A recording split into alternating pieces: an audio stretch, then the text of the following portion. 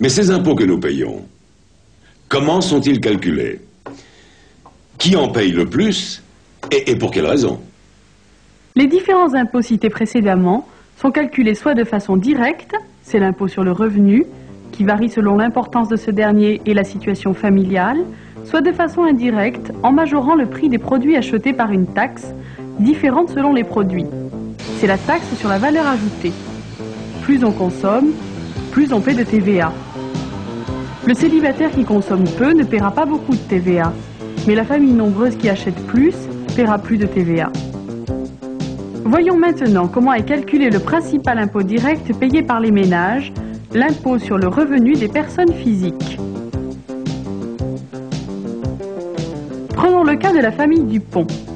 La composition du ménage ou foyer fiscal donne le nombre de parts. 2 adultes mariés et un enfant. Un adulte marié représente une part, donc 2 adultes donnent 2 parts. Un enfant représente une demi-part. Pour ce ménage, le nombre de parts est de 2 parts et demie. Précisons qu'il existe des déductions possibles des revenus. Elles varient selon les nécessités de la conjoncture économique du moment et les orientations de la politique.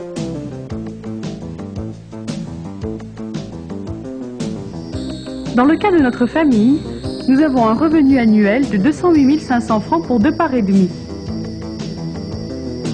Nous trouvons donc 83 400 francs, auxquels on retire 10%, qui correspondent à une évaluation forfaitaire de frais professionnels, soit 8 340 francs. Il reste donc 75 060 francs. Certaines catégories socio-professionnelles fraudant le fisc, et cette fraude étant estimée à 20% des revenus, le ministère de l'économie et des finances a décidé de soustraire aux non-fraudeurs ces mêmes 20%. C'est ce qu'on appelle l'abattement pour fraude fiscale. Il nous restera 60 048 francs de revenus imposables par part.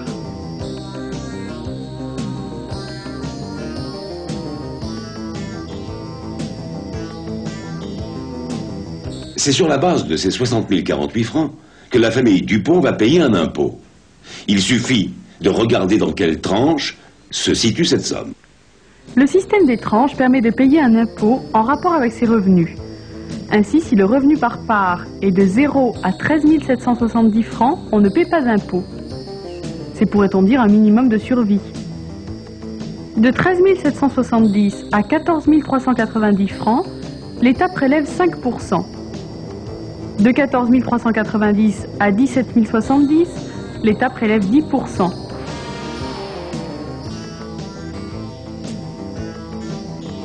Et ainsi de suite, jusqu'à la tranche la plus élevée, qui est imposée à 65%.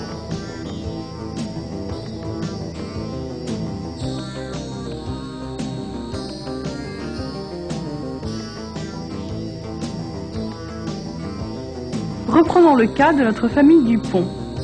La part de revenus imposables est de 60 048 francs.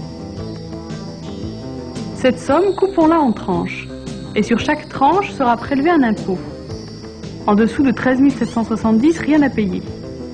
Au-dessus, et jusqu'à 14 390, l'État prend 5%.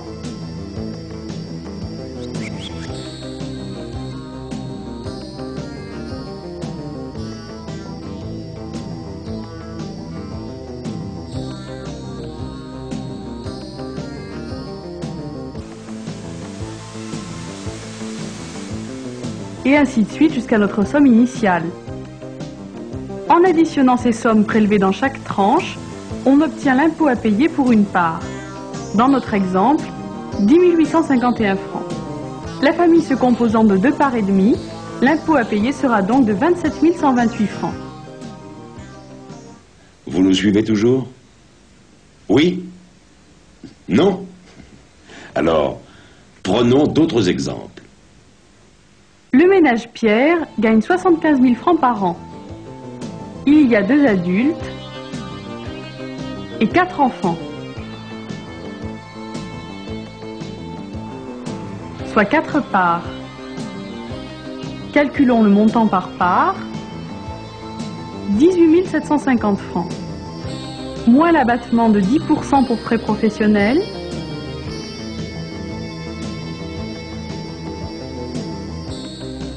Moins encore l'abattement de 20% pour fraude fiscale. Reste 13 500 francs, qui est le revenu imposable par part.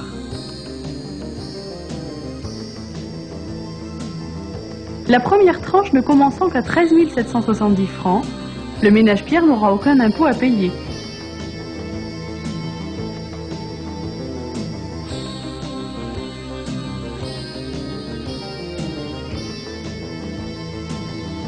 Dernier exemple, le ménage Denis. C'est un célibataire. Son revenu annuel est de 244 000 francs. Le montant de sa part est donc également de 244 000 francs.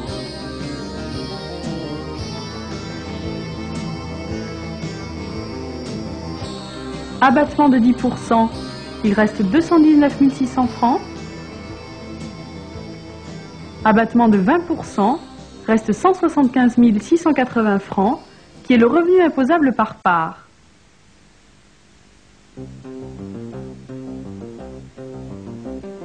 Cherchons la tranche et additionnons les pourcentages.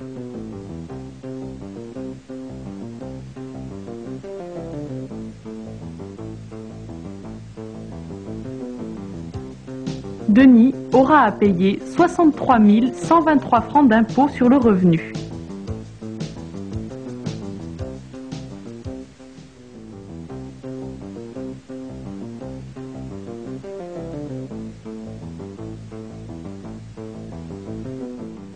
À vous de calculer vos impôts. Le montant des tranches se modifie chaque année, selon le taux d'inflation, selon que la politique du moment s'oriente vers une plus ou moins forte pression fiscale correspondant à ses dépenses. Rappelez-vous, l'augmentation de l'impôt. Vous voyez bien que tout se tient. Dernier morceau à avaler, le calcul du principal impôt indirect, j'ai nommé la TVA. Taxe, on sait ce que c'est, mais valeur ajoutée. Un cultivateur sème du grain et récolte du blé. Il laboure, moissonne, fournit un travail et ajoute une valeur au grain du blé originel, c'est la valeur ajoutée. Le sac de blé est vendu 300 à un meunier qui le moud pour en faire de la farine. Le meunier ajoute une valeur au blé et vend 500 son sac de farine au boulanger. Le boulanger transforme cette farine en pain et il vend 750 le pain au consommateur. Il a donc ajouté 250 au prix de la farine.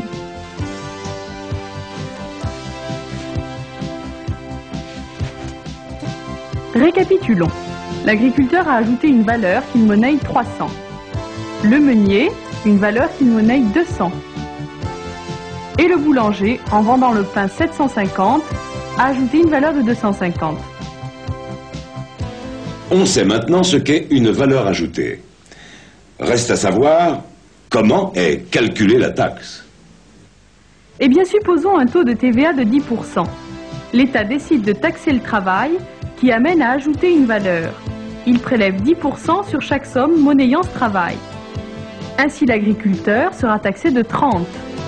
Pour ne pas perdre ces 30, il va majorer son prix du même montant et vendre son blé 330.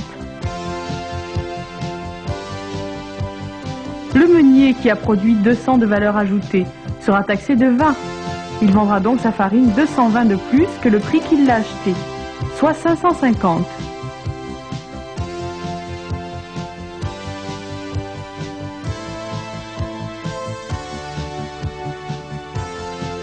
Enfin, le boulanger, qui a produit 250 de valeur ajoutée, sera taxé de 25, qu'il ajoutera à son prix de vente. Le consommateur qui supportera toutes les TVA paiera son pain 825, d'où une augmentation de 75 par rapport au coût réel. Ces 75 seront versés à l'État par l'agriculteur, le meunier et le boulanger. La TVA est donc un impôt sur la consommation. Ce qui revient à dire que plus on consomme, plus on paye de TVA. Et cela, personne n'y coupe. Pas même le ménage Pierre. Vous vous souvenez? La famille Pierre, qui ne paye pas d'impôt direct, dépense approximativement 11 500 francs de TVA sur l'ensemble de ses achats. Vous voyez, cela n'est pas si compliqué. Et s'il y a beaucoup de chiffres, nous savons maintenant ce qu'il y a derrière. Dernière précision, il n'y a pas un taux de TVA, mais des taux de TVA. 5,5% pour les produits de première nécessité, huile, pâtes, sucre. 7% pour les hôtels, les livres, les produits pharmaceutiques, etc. Pour les produits de luxe, voitures, tabac, magnétoscope, elle est de 33%. Et 18,6% pour le reste, qui est le taux moyen ou taux de base. Enfin, précisons que ces taux peuvent varier dans le temps. Jusqu'en 1982, le taux de base était de 17,6% et non de 18,6%. Nous venons de voir que l'État est obligé, pour répondre à certains besoins, de collecter des ressources par les impôts directs et indirects. Mais cela ne suffit pas encore pour couvrir tous nos besoins, et notamment le risque. Il faut une assurance nationale qui, par le biais d'une mutualisation, puisse couvrir ce risque.